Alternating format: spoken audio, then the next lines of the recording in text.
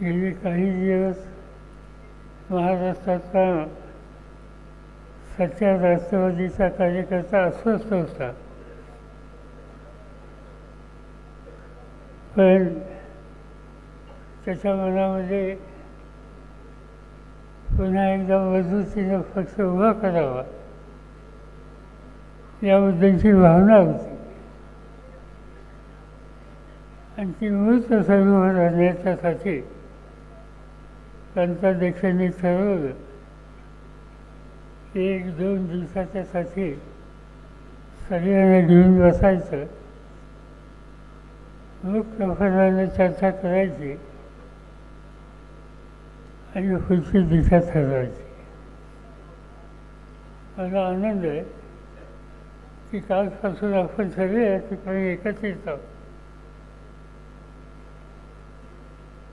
आणि अनेकांचे विचार या ठिकाणी आपण ऐकले, अनेकांची भाषण ऐकली आणि तुम्ही माझ्याशी सहमत आहात. प्रत्येकाचं भाषण अतिशय उत्तम भाषण होतं. तो लहान कार्यकर्ता असो, विचारवंत असो, काही नियंत्रित असो, त्या भाषणातून एक दिशा ही आपल्याला मिळायचं काम त्यांनी केलं.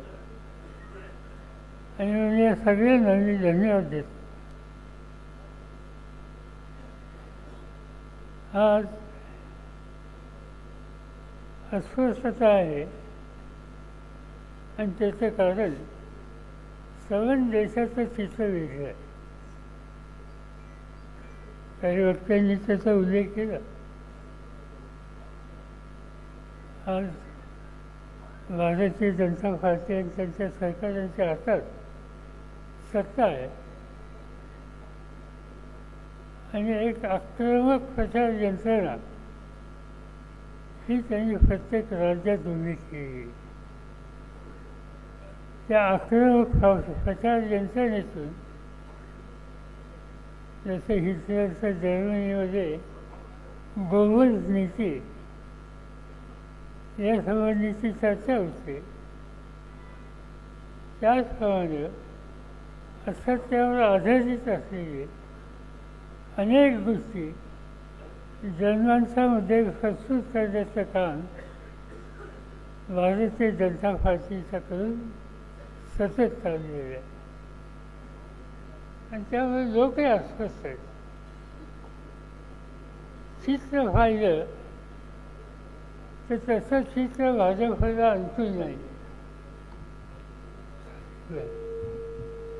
तसं अंतून नाही आहे. ज्याचा उल्लेख मगाशी सुप्रियाच्या आणखी सहकार्यांच्या भाषणामध्ये आलं की सातत्याने सांगितलं जातं 415 लोकसभेच्या जागा म्हणजे काय स्थिती आहे.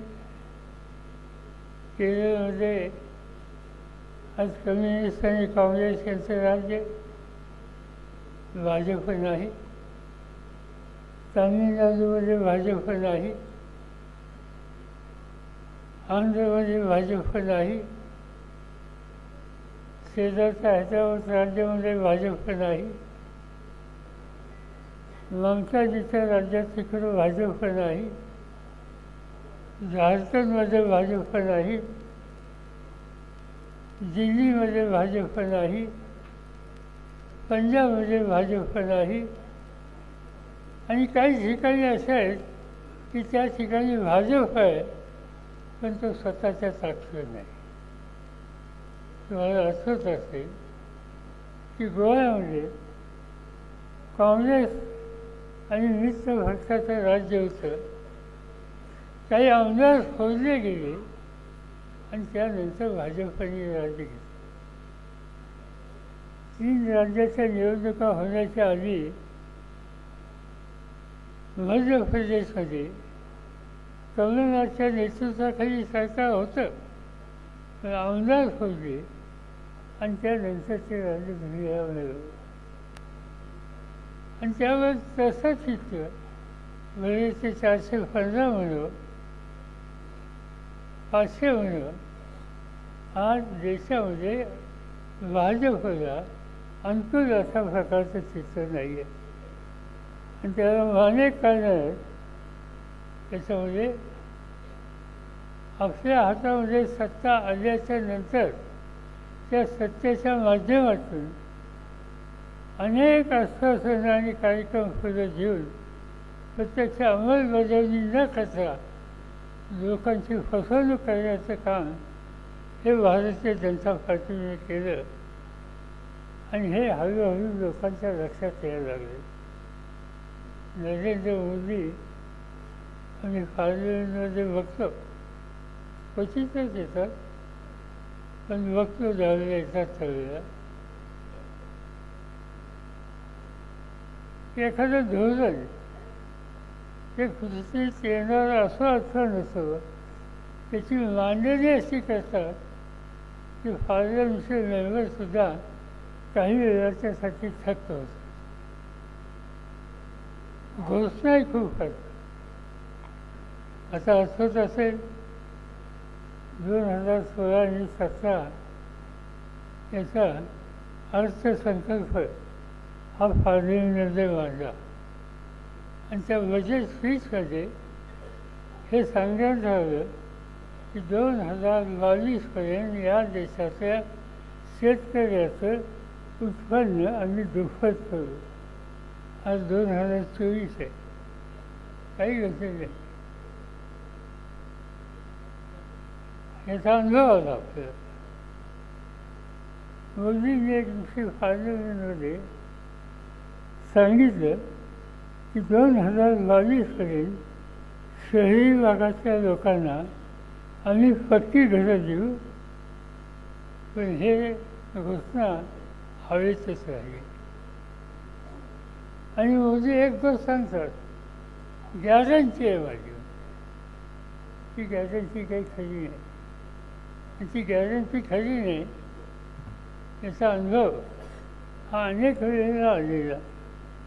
आज काही चित्र दिसतं. आधीच्या वक्त्याने या ठिकाणी सांगितलं, देशाची नवीन पिढी ही अस्वस्थ आहे. ती काम वाटते, तिची काम मिळत नाही म्हणून अस्वस्थ आहे. याचा उल्लेख मगाशी केला गेला की पार्लमेंटमध्ये काही लोक घुसले, तरुण होते, त्यांच्या हातात गॅसचं सिलेंडर होतं आणि घुसून त्या ठिकाणी मागणी काहीतरी करत होते. नंतर हळू बंद झालं, त्यांना पकडले गेलं आणि आपल्या खासदारांनी मागणी केली की हे तरुण कोण होते, का आले, त्यांची मागणी काय, या संबंधीची माहिती प्रधानमंत्र्यांनी, गृहमंत्र्यांनी कोणतरी पार्लमेंटमध्ये येऊन मांडली पाहिजे. पण त्याला समजली गेली नाही. आणि त्यामुळे साहजिकच विरोधी पक्षाच्या लोकांनी आग्रही भूमिका मांडली. त्याचा परिणाम 143 खासदारांना पार्लमेंटमधून बरखास्त केलं. त्याच्यामध्ये आपले कोहली असोत, सुप्रियाताई असोत, यांचा नंबर त्या ठिकाणी लागला. मागणी काय होती? बेकारी. आणि त्या बेकारीचं काहीतरी सुट्टी द्या. आज या अकरा नियोजन मंडळांनी सांगितले की या देशामध्ये 25 वर्षाच्या खाली जे तरुण आहेत त्याचा 42% तरुण आज बेकार आहेत. आणि त्यांना हा दिवसेंदिवस बेकारीचा दर हा या देशामध्ये वाढतो आहे. सामान्य माणसाच्या दृष्टीनं तिसरा महत्त्वाचा प्रश्न महागाईचा. किती गोष्टी सांगता येतील त्या संबंधीचं, पण आज तुम्ही पेट्रोल पंपावर जाता तिथं मोदींचा फोटो, गॅस स्वस्त केला म्हणून सांगतात, आणखीन काही गोष्टी सांगतात. 450 रुपये गॅसचं सिलेंडर जे होतं ते आज 1100 रुपयापर्यंत गेलं. आणि हे दर आज सामान्य माणसाला न परवडणारी आहे. डाळी असो, तेल असो, अन्नधान्य असो, या सगळ्या गोष्टीची अवस्था ही आहे. देशाची अर्थव्यवस्था ही अत्यंत महत्त्वाची बाब आहे. आणि मोदींनी आश्वासन दिलं की 2024-25पर्यंत या देशाची अर्थव्यवस्था आम्ही 5 लाख कोटीवर नेऊ. पण आज जर आपण माहिती घेतली तर 5 लाखाच्या 50%सुद्धा ही अर्थव्यवस्था पोचलेली नाही. या देशाचा शेतकरी हा या देशाचा अन्नदाता आहे. अनेक गोष्टींनी तो अडचणीत आहे. अवकाळी पाऊस, कमी पाऊस या सगळ्यामुळं शेतीचं प्रचंड नुकसान झालं. आणि शेतीवर माणसांची संख्या वाढली. स्वातंत्र्याच्या नंतर आपल्या देशामध्ये एकंदर जी लोकसंख्या होती ती 35 कोटी होती. आणि त्या 35 कोटीच्या 80% लोक हे शेतीवर होते. 70च्या 80%. आज आपण 114 कोटीच्या पुढे गेलो. आणि 114च्या पैकी 56% लोक शेतीवर आहेत. याचा अर्थ शेतीवर 2.5 ते 3% 300% लोकसंख्या वाढली. लोकसंख्या वाढली पण जमिनीचं क्षेत्र वाढलेलं नाही. ते दिवसेंदिवस कमी झालं. आणि त्याचा परिणाम हा आहे की एका बाजूने लोकसंख्येचा दबाव आणि दुसऱ्या बाजूने विकासाच्यासाठी जमीन काढून गेलं. धरणं बांधली, शेतीची जमीन गेली. MIDC काढल्या, शेतीची जमीन गेली. शहरं बांधली, शेतीची जमीन गेली. विकासाचे जे कार्यक्रम असतील त्या सगळ्या कार्यक्रमासाठी जमीन ही घ्यावी लागते. आणि त्याहीमुळं आज जमिनीचं प्रमाण हे कमी झालेलं आहे. आणि शेतकऱ्याची अवस्था त्यामुळे साहजिकच चिंताजनक झाली आहे. आम्ही सातत्याने सांगतो, पार्लमेंटमध्ये सांगतो की शेतीवरचा बोजा कमी करणारी धोरणं आखा. त्याच्यासाठी काही निर्णय घ्या, अन्य पर्याय द्या. शेतीवरचा लोकसंख्येचा बोजा आपण कमी करूया. जोपर्यंत कमी करत नाही तोपर्यंत या देशाची गरिबी ही आपण करू शकत नाही. त्यासाठी आज कुठल्याही प्रकारचं उत्पन्न धोरण आज केंद्र सरकार करत नाही. याउलट जो पिकवतो आहे त्याची किंमत ही नियंत्रित करण्याची खबरदारी घेतात. आज महाराष्ट्र राज्य देशातलं 2 नंबरचं साखर तयार करणारं राज्य आहे. साखरेची किंमत कमी आणली, कापसाची किंमत कमी आणली, सोयाबीनची किंमत खाली आणली. ज्या ज्या गरजा, मग तो कांदा असो, साखर असो, या सगळ्या गोष्टीवर एक प्रकारची बंधनं आणण्याचा प्रयत्न. एका बाजूने किमती घसरल्यात आणि दुसऱ्या बाजूने अशी बंधनं टाकायची की जो आता कांद्यासारख्या गोष्ट जिल्ह्यात शेतकऱ्याचं पीक कमी उत्पन्न देणार आहे. 2 पैसे त्याला हवे असतील तर देशाची बाजारपेठ पुरेशी नाही. त्यासाठी निर्यात केली पाहिजे. आणि त्या निर्यातीवर 40% कर या प्रकारचं धोरण घेतलं. साखरेच्या निर्यातीवर कर बसवण्याचं धोरण स्वीकारलं. याचा अर्थ एका बाजूने किंमत द्यायची नाही आणि दुसऱ्या बाजूनं कुठून किंमत मिळत असेल तर त्या ठिकाणी निर्यात करायला वेगवेगळ्या प्रकारची बंधनं आणायची. या प्रकारची नीती आहे. आणि त्याचा परिणाम शेतकरी हा दिवसेंदिवस अडचणीत झालेला आहे. त्याचा कर्जाचा बोजा वाढलेला आहे. आणि मागाशी कोणत्या अधिवक्त्यांनी सांगितलं आणि ती गोष्ट खरी आहे की अलीकडच्या काळामध्ये आज शेतकऱ्यांच्या आत्महत्याची संख्या ही लक्षणीय वाढलेली आहे की त्यासाठी दुःखद गोष्ट आज या ठिकाणी आपल्याला बघायला मिळते. आणखी एक गोष्ट, परवा मी अचलपूरला होतो आणि अचलपूरला मला कानावर काही लोकांनी सांगितलं की कापसाचं पीक महत्त्वाचं पीक मार्केट नाही म्हणून शेतकऱ्यांच्या घरात कापूस आहे, तयार केलेल्या मालाला बाजारपेठ नाही म्हणून 6-6 महिने वर्षभर त्याला थांबावं लागतं. पण ते पीक घेण्याच्यासाठी बँकेचं कर्ज काढले, ते कर्ज मात्र वेळेवर परत करू शकत नाही आणि त्याचा परिणाम व्याजाचा ओझा हा त्यांच्या सगळ्यांच्या हा दिवसेंदिवस वाढतोय. या प्रकारची तक्रार आज त्या ठिकाणी ऐकायला मिळते. अनेक गोष्टी आहेत की त्या संबंधीचं हे सरकार कसं वागतं हे कळतं.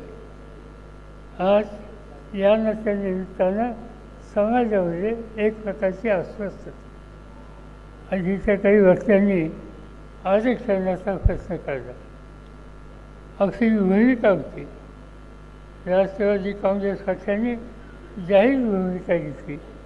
आपल्या जाहीरनाम्यात आपण सांगितलं मराठा आरक्षण असो, धनगर आरक्षण असो, मुस्लिम आरक्षण असो, लिंगायत आरक्षण असो, या सगळ्या घटकातल्या तरुण पिढीला स्वतःच्या पायावर उभं राहण्याच्यासाठी काही मदत करायची गरज आहे आणि ती करायची असेल तर आरक्षणाची आवश्यकता. आणि त्यासाठी एक प्रकारची मागणी गेल्या काही वर्षापासून सतत महाराष्ट्रामध्ये होती. त्यासंबंधीचे निर्णय घ्यावेत असा आग्रह केला गेला. हे सगळं करत असताना मराठा आरक्षणाची मागणी करत असताना ही मागणी खुली करा, पण ही खुली करत असताना अन्य ओबीसीचे जे घटक आहेत त्या घटकांच्या मूलभूत अधिकारावर यत्किंतसुद्धा धक्का बसता कामा नये. कुणाच्या ताटातनं काढून कुणाला काही यावं या प्रकारची भूमिका सातत्यानं आपण त्या ठिकाणी मागितली. पण आजच्या राज्यकर्त्यांनी ही मागणी करणाऱ्यांना आश्वासन दिली. माझी आणि जरांगीची भेट झाली होती आणि त्या भेटीमध्ये त्यांनी मला सांगितलं होतं की सरकारशी बोलणं चालू आहे आणि नंतर कळवण्यात आलं की राज्य सरकारने त्यांना लिखित स्वरूपामध्ये त्यांच्या काही मागण्या मंजूर करण्याच्या संबंधीची भूमिका घेतली. येऊन दिलं त्यांना की या पद्धतीनं ते आरक्षण असावं आणि त्या आरक्षणाचा लाभ तुमच्या सगळ्या सोयींच्या सगळ्यांना मिळेल अशा प्रकारची मागणी भूमिका ही सरकारच्या वतीनं लिखित स्वरूपात मान्य केली आणि आज त्यापासून वेगळी भूमिका घेतली आणि त्याचा परिणाम आज ही तरुण मुलं अस्वस्थ आहेत. आज या तरुण मुलाला आपली फसवणूक झाली असं वाटतं. या 4 दिवसामध्ये राज्य सरकार या संबंधीचा काही निकाल घेणार आहे असं सांगितलं जातं.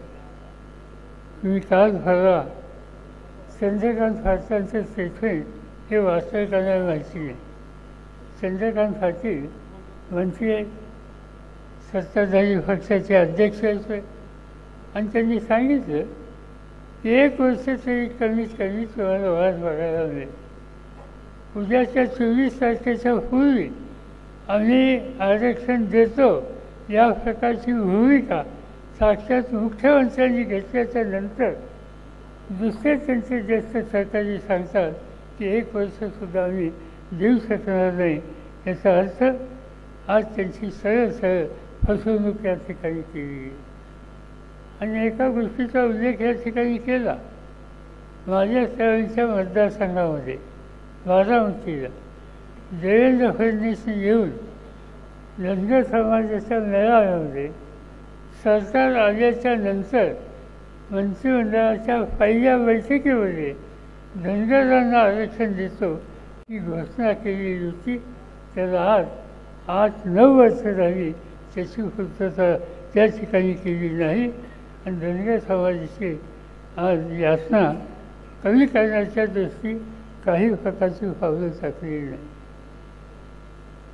आमचं सरकार होतं त्यावेळी अनेक काही निकाल याबद्दलचे घेतले.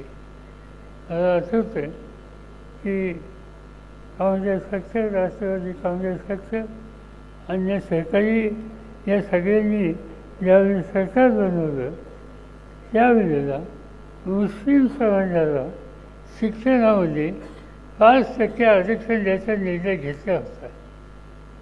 आज दारिद्र्य असलेले समाज याची ज्यावेळेला आपण माहिती घेतो त्याच्यामध्ये मुस्लिम समाजाची संख्यासुद्धा मोठी आहे आणि म्हणून त्यांच्या मुलांचं शिक्षण वाढवलं पाहिजे, त्यांना पुढे जायची संधी द्यायला पाहिजे आणि त्यासाठी आरक्षणाची आवश्यकता आहे. तो निकाल त्या ठिकाणी घेतला होता, पण सरकार बदललं गेलं, भाजपच्या विचाराचं सरकार झालं. त्यांनी तोही मुस्लिम समाजाला न्याय द्यायचा जो निकाल घेतला होता तो त्या ठिकाणी रद्द केलेला आहे. आज ठिकठिकाणी आपण बघतो की या सरकारची भूमिका समाजातल्या लहान घटकांच्याबद्दल ही अन्याय न मदत करणारी आहे. आपण सातत्याने सांगतो की शाहू फुले आंबेडकर यांचा विचार हा आम्ही मानणारे लोक आहोत, पण ज्यांच्या हातात सत्ता आहे त्यांच्या हातात भाऊ शाहू फुले आणि आंबेडकर ही भूमिका त्यांच्या मनात दिसत नाही. पण दिसतंय काय? गाय, गोमूत्र, गोलवस्त्र, RSSचे प्रमुख या लोकांची विचारधारा आणि यांच्यावरचे कार्यक्रम यालाच महत्त्व द्यायची भूमिका आज त्या ठिकाणी आणलेली आहे. आणि त्याचं कारण हिंदुत्वावर आधारित फॅसिलिटीजवर हे या देशामध्ये आणण्याचा प्रयत्न या सगळ्यांचा आहे. आणि त्यासाठी त्यांनी काही कार्यक्रम हातात घेतले. 5 कार्यक्रम हातामध्ये घेतलेले आहेत. 1, सर्व क्षेत्रात खाजगीकरण, निर्बंध नफेखोरीला प्रोत्साहन, 2, खोट्या प्रचारातून मुस्लिम समाजाबद्दल द्वेष वाढवणं, धार्मिक ध्रुवीकरण करणं, 3, न्यायव्यवस्था, निवडणूक आयोग, ED, CBI, प्रसारमाध्यमं, रिझर्व्ह बँक अशा सगळ्या स्वायत्त संस्थांच्या कब्जा ठेवणं, 4, मनुवादी वर्चस्ववाद वाढवणं, धर्माच्या नावाखाली देशाला मध्ययुगीन कालखंडापर्यंत नेणं आणि 5, आक्रमक राष्ट्रवाद, मुख्यतः पाकिस्तान विरोधी आक्रमकता दाखवायची आणि त्या निमित्तानं एक जनतेमध्ये वेगळं वातावरण तयार करायचा हा फॅसिझमला प्रोत्साहन देणारा 5 कलमी कार्यक्रम आज या देशामध्ये राबवायचं काम त्यांच्याकडून केलं जाते. आणि या सगळ्या गोष्टीच्यावर काही घटकांच्याबद्दल दुर्लक्ष कसं केलं जातं त्याची अनेक उदाहरणं देत. आपल्या काही आधीच्या वाक्याने महिलांचे प्रश्न या ठिकाणी मांडले. मोदीच्या राज्यामध्ये महिला माझ्या मते सगळ्यात जास्त अपमानित झाली. मणिपूरचं उदाहरण, शर्मेनं मान खाली घालावं लागते अशा प्रकारचं उदाहरण मणिपूरचं त्या ठिकाणी आहे. आदिवासी महिलेवर केलेले अत्याचार हे त्या ठिकाणी गेले. आज देशाचे प्रधान राष्ट्रपती महिला आहे आणि आपल्याला आनंद आहे की एक लहान समाजाची भगिनी देशाची राष्ट्रपती होऊ शकते. पण त्या पदाचा सन्मान ते कितपत करतात? आम्ही अनेकदा बघतो पार्लमेंट. आता पार्लमेंट जुनं पार्लमेंट असताना नवीन पार्लमेंटची वास्तू ही त्या ठिकाणी मांडली गेली. आपल्या सगळ्यांना माहिती आहे की पार्लमेंटचं पहिलं सेशन सुरू होतं त्यावेळेला राष्ट्रपतींचं अभिभाषण असतं.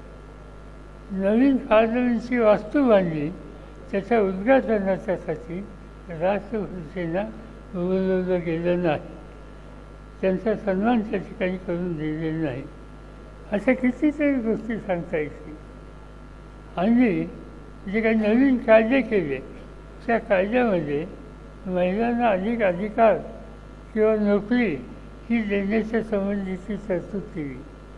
पण ती करत असताना त्याची अंमलबजावणी 2029 ते 30च्या नंतर केली जाईल. पार्लमेंटमध्ये आज बिल मांडतो, मंजूर करून घेतो आणि ते मंजूर झाल्याच्या नंतर 4 वर्षांनी त्याची अंमलबजावणी करणार नाही.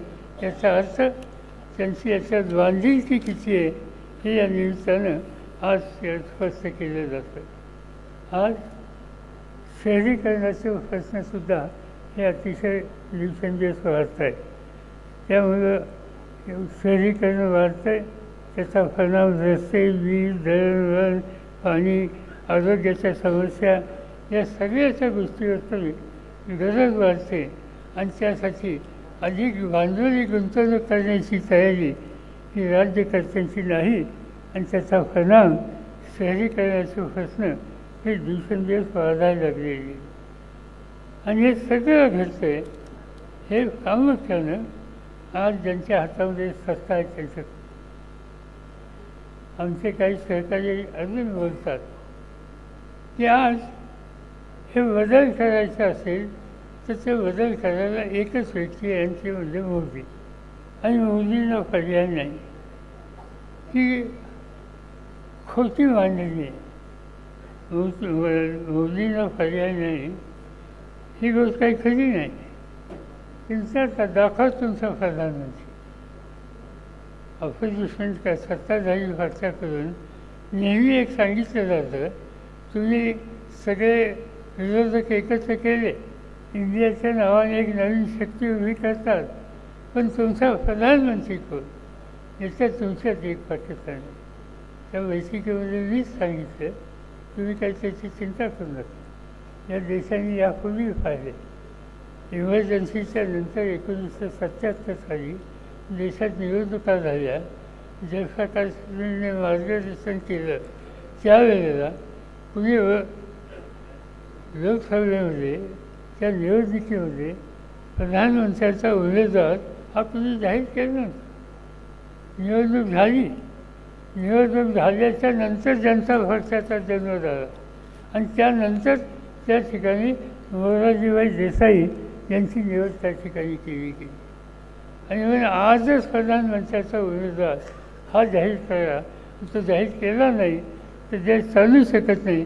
हा जो प्रचार आहे हा प्रचार फसवा आणि खोटा अशा प्रकारचा प्रचार आहे.